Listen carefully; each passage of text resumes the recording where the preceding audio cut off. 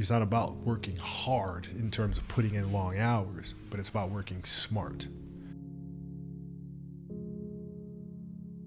We can get in our own heads so much. We can psych ourselves out so much. We can almost talk ourselves into a fearful situation, right, as opposed to just being.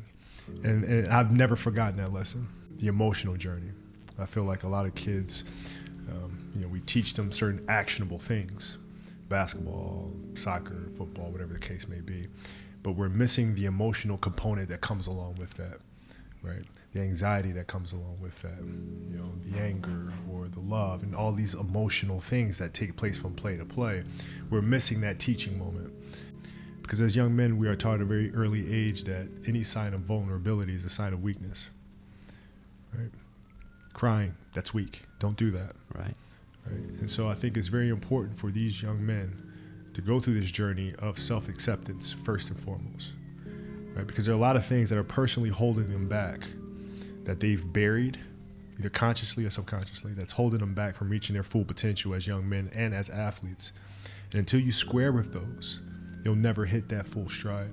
So the first one is a really big, important story about self-acceptance. And then from that self-acceptance, it teaches you empathy and compassion, because even though I can't see what magical journey you just went on, I know that you've gone through one, because I have as well.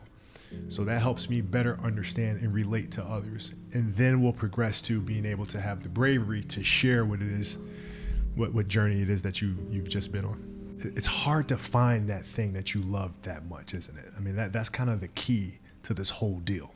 Mm-hmm. Right. And for those of us that are really lucky, you can find what that thing is at a very early age.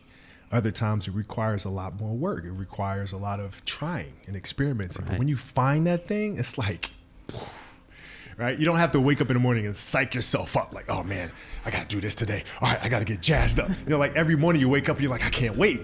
And that's like, that's more than 80% of the battle, I think. I wake up in the morning with a purpose. This is what I'm doing. You can feel that energy, or you can feel it because it's a kindred spirit. So those are the people that I tend to work with a lot. And if you don't have that, I can sense it. Right. But we're also very disciplined. If you're a person that's very distracted, hanging around the wrong crowd, not having that sense of purpose, we don't want to be around it. We don't want to be around it, because that stuff will bring you down, man.